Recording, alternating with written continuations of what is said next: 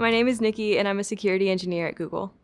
I am part of the insider threat detection team at Google, so my role is more focused on catching insider threats or insider suspicious activity within the company.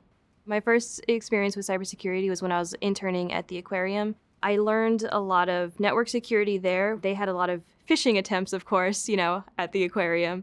My manager was really focused on making sure that our networks were secure, and I learned a lot from him, and that really sparked my interest in cybersecurity. The main reason I chose to pursue a career in cybersecurity is just how flexible the career path is. Once you're in security, there's so many different fields you can dive into, whether it's through the blue team, protecting the user, or the red team, which is just, poking holes in other people's defenses and letting them know where they're going wrong. A day in the life as an entry-level security professional, it can change day to day, but there's two basic parts to it. There's the operations side, which is responding to detections and doing investigations. And then there's the project side, where you're working with other teams to build new detections or improve the current detections.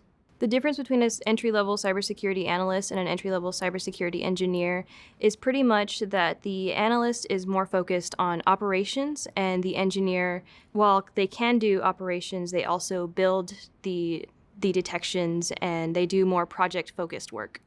My favorite task is probably the operations side, doing investigations, because we can sometimes get something like, this actor did such and such on this day, and we're supposed to then dive into what they've been doing, what they've been working on, to figure out if there's any suspicious activity or if it was just a false positive.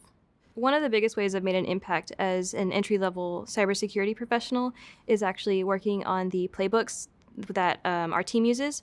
A playbook is a list of how to go through a certain detection and what the analyst needs to look at in order to investigate those incidents. I was really proud of those playbooks that I've made so far, because a lot of my teammates have even said how helpful they've been to them.